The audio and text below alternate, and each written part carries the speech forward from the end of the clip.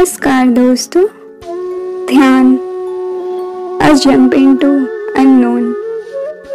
जैसा कि हम जानते हैं, हमारे भीतर असीम अलौकिक शक्तियाँ भरी पड़ी हैं और उसकी अनंत संभावनाएं भी छिपी हुई हैं।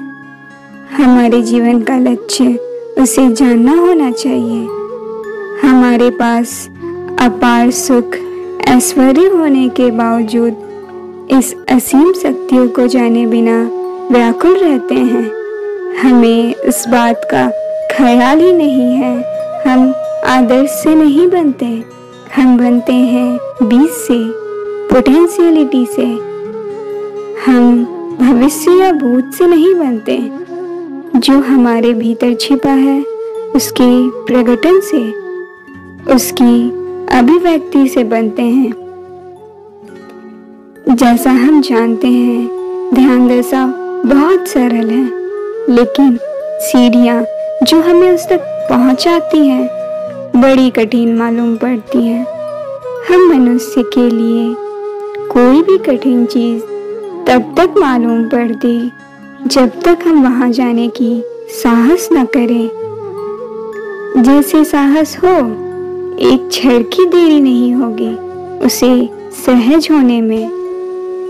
सही मायने में देखा जाए, जो बिना आत्मा या खुद को जाने बिना रहते हैं वो एक मूर्छित इंसान के समान है, क्योंकि वे हर एक विचार बिना होश के चिंतन करते हैं और अपने उस विचार के साथ बंधन में बने रहते हैं।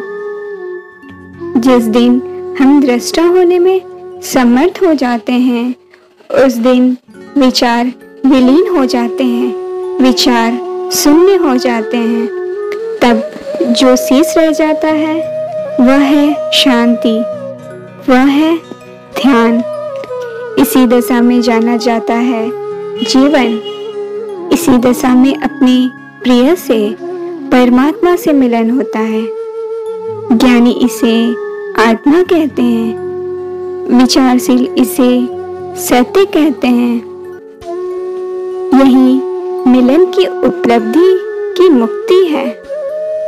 इसको जानते ही हमें अपने जीवन में फिर कोई बंधन, कोई दुख, कोई मृत्यु नहीं रह जाती।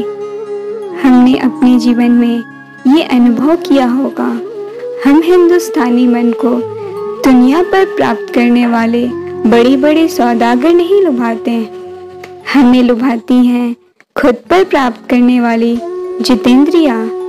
हमें आकर्षित करती है पवित्रता। इसलिए हिंदुस्तानी मन को फकीर आकर्षित करते हैं, जो निर्धन हैं, पवित्र हैं। हमें आकर्षित करते हैं वो ऋषि जो सतत आत्मा की उपासना में लगा हुआ है। यहाँ सदियों की लड़ाई गुलामी के बाद भी देश बचा रहा, क्योंकि हिंदुस्तान की तहजीब समस्त मानव जाति के आध्यात्मिक एकता के सिद्धांत पर टिकी है।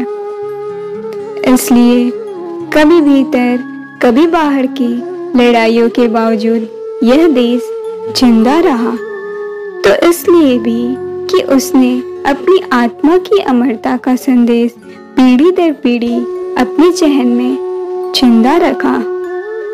आत्मा का विज्ञान ही इस देश की शक्ति है, इस देश का चरित्र है। ऐसा नहीं है कि यहाँ हर आदमी दार्शनिकता, आध्यात्मिकता, और ऐसा भी नहीं है वो जीवन के रंगों से, सुखों से बहुत दूर हो। यहाँ के आबो हवा में कुछ है। हर आदमी एक न एक दिन खुद से ये सवाल करता ही है, मैं कौन हूँ? मेरे जीवन का मकसद क्या है? अगर यहाँ के लोग ये भूल भी जाते हैं, तो यहाँ के फकीर, ऋषि, साधु, संत, सन्यासी उसे याद दिला देते हैं, सोच तू कौन है? इस दिशा में हम अपने प्रयोग करके ही देख सकते हैं। यह दिशा अनुभव की दिशा होती है। इसमें कोई आपकी सहायता नहीं कर सकता, केवल मार्गदर्शन कर सकता है। जाने मैं कौन हूँ, मेरे जीवन का मकसद क्या है, इस खोज को अपने नित्य जीवन में प्रयोग करें। धन्यवाद दोस्तों।